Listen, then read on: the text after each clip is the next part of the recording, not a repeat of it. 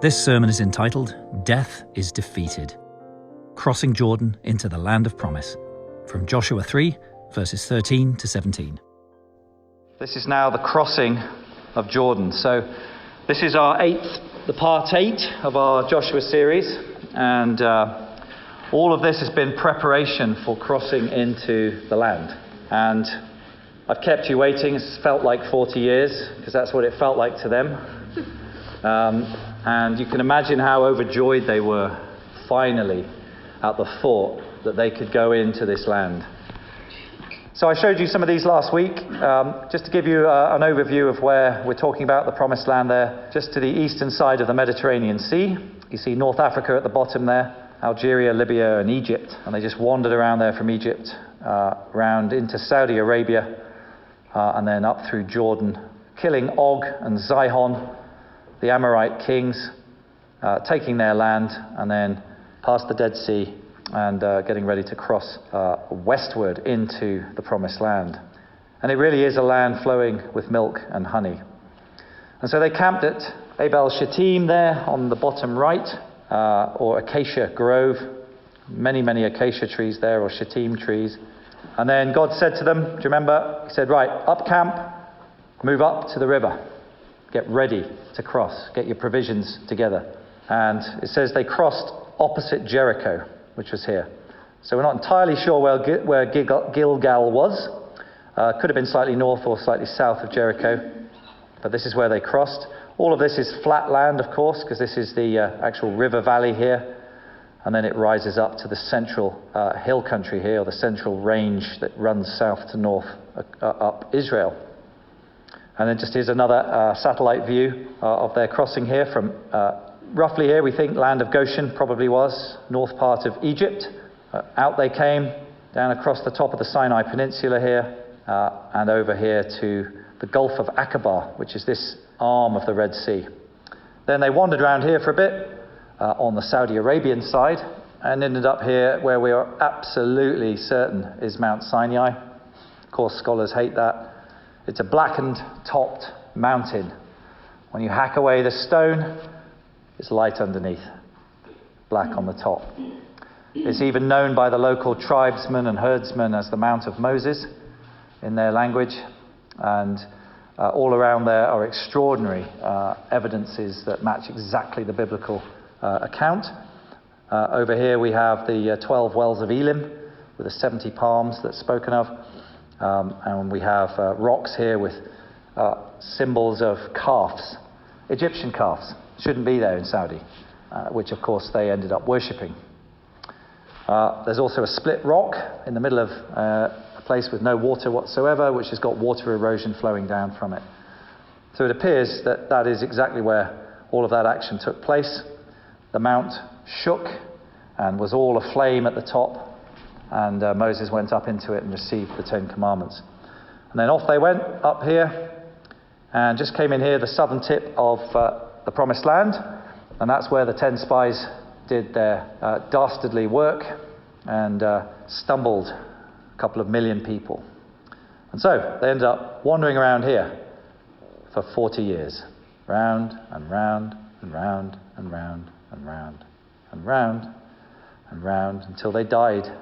One by one, just died off. Just the kids left now. So the oldest would have been 59, apart from Caleb, of course, and Joshua. Aaron was gone, Moses was gone. And round they come here, and up, past the Dead Sea, up to here, ready to go in.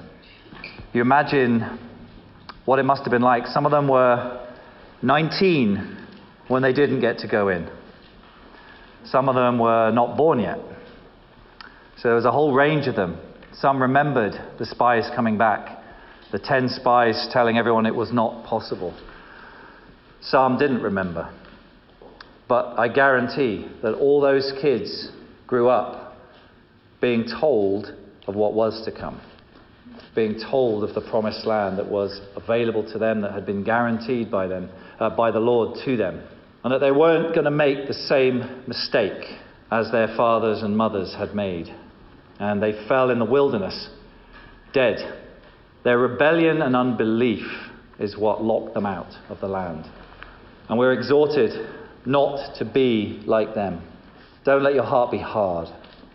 Don't stiffen your neck against this one.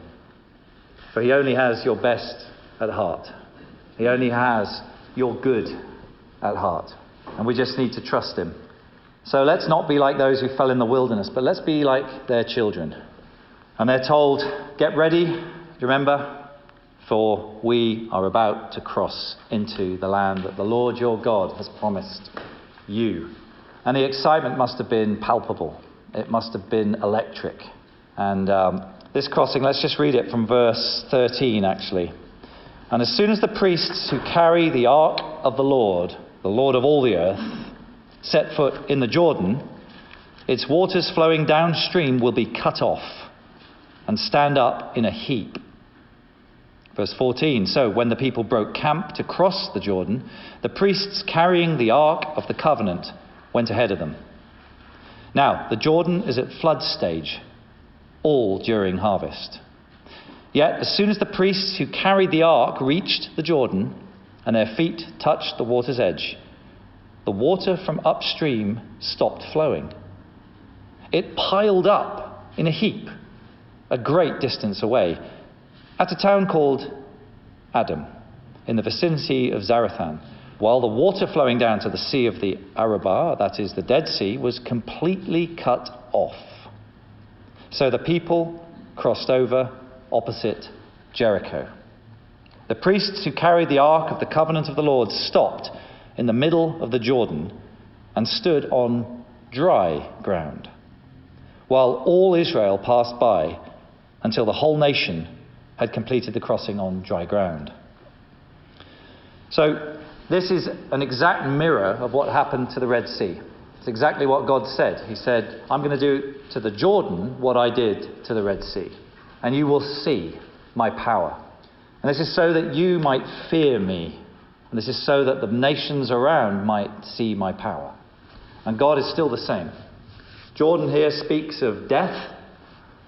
We've talked about its associations with baptism, dying to the old nature, being washed in the word. It has many symbolic references. And here we see this as death. Now typically this river, the Jordan, that runs down from Hermon, Mount Hermon up in the north, remember, and it flows all the way down this tectonic plate division, right down into the Dead Sea, which is the lowest point on earth, aptly named the Dead Sea, because nothing can live in it. That river is typically 12 to 15 feet deep normally. Can be up to 100 feet wide, depends now. But back then it wasn't used for agriculture. All the water wasn't sucked out of it, so it was probably much, much fuller in the springtime. So this is the early spring months, probably April. The flax harvest had already come in, as we know from Rahab, who hid the spies under the flax. And this river at this time of year was completely bursting its banks. And what used to happen, what still happens to some extent, is all the driftwood and debris just gets caught up in this overflow and brought into this area, and it becomes very difficult to cross. Apparently, in the old days, they used to talk about all these ferocious beasts that used to live down by the river, and they used to get displaced and go running around the cities during flood time and infest the neighbouring country. But this is the crossing point that Elijah and Elisha would also open. Do you remember? They both smacked the river with Elijah's garment, and open it went. And Elisha did the same. He saw Elijah taken up in a fiery chariot, and just as Elijah had promised, because he saw that, and the robe fell down, he grabbed it and he says, "Where's the God of Elijah?" And he smacked the river. Do you remember we talked about the promises of God? Grabbing hold sometimes of those promises. Smack your mountain, smack your river, smack the fig tree that bears no fruit, and declare the promises of God over your life. Sometimes you have to seize the promises. Sometimes God just sovereignly does it. But very often you have to seize those promises. This is the same spot, we think, roughly, where that happened. It's also roughly the same spot where about 1,430 years later, Jesus would be baptized. Very, very interesting. This was Bethany beyond Jordan. You'll read about that in the Gospels. This is where John was baptizing, John the Baptist. It's where the disciples themselves began to baptize a bit later, and it's where Jesus was baptized himself. Very special place. And you know, the river of death was stopped dead by the power of God. I wonder how he did it. I was thinking, did he just put his hand there and hold the water, or did he just get a million trillion angels to hold all the molecules? I don't know. But it says it piled up a mighty heap. And because it was in flood, it would have been quite high. I'm going to show you a couple of films in a minute. It's quite interesting. But you know, the death that flowed was stopped dead. And do you know where it was stopped? Adam. Isn't that interesting? We reckon Adam was about 15 to 20 miles north, upstream from here. About maybe 30 kilometers north. And that area has got really high cliffs either side of it. And then it opens out a bit. And it appears that it just got stopped dead right there, piled up. Some people I've heard say, oh, it was an earthquake. And it knocked the cliffs down and it blocked it for... it happened in 1956, actually. It did actually happen. There was an earthquake there because it's two tectonic plates, you see. And they do rumble every now and again. And they said, oh, it must have been an earthquake. And that's also what must have knocked down the walls of Jericho. They struggle, don't they, bless them, to believe in the God who can do anything. But we don't struggle.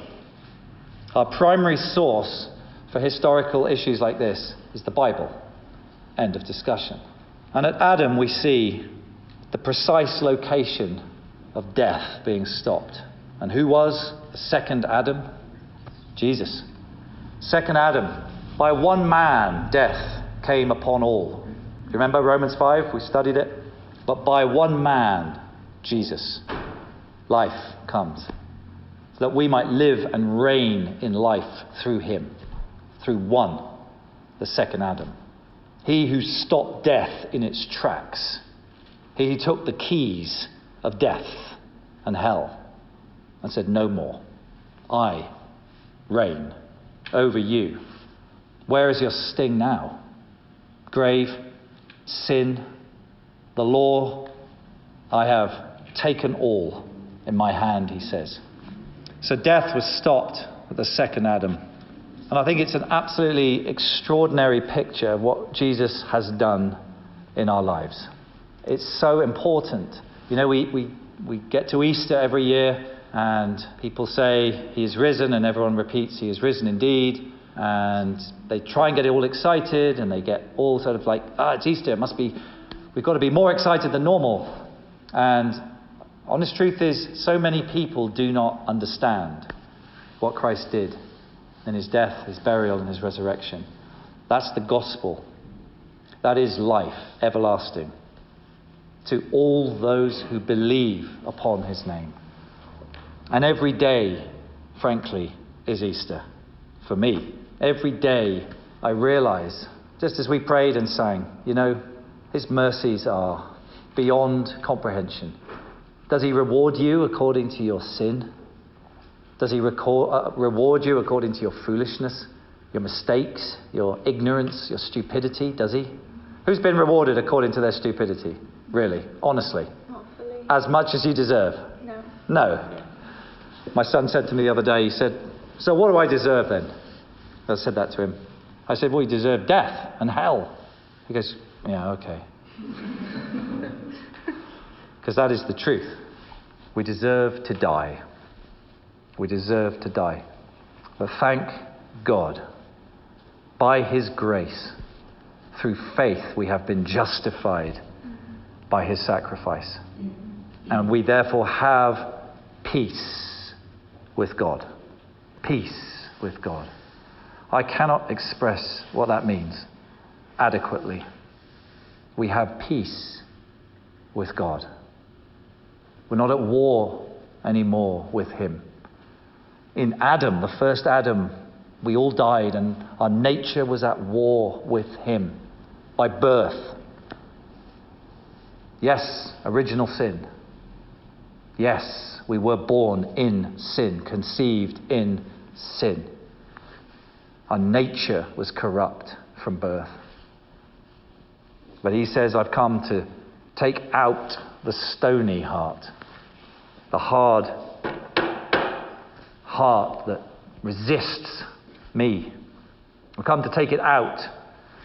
I've come to give you a soft, fleshy heart upon which I will write my laws, my very nature, my very character with my own finger, the finger of the Almighty written in our hearts. So every day is Easter. Every day is the gospel. Every day is the good news. It's a mighty river that flows out if you just let it. And yes, some days, some weeks, some months are hard.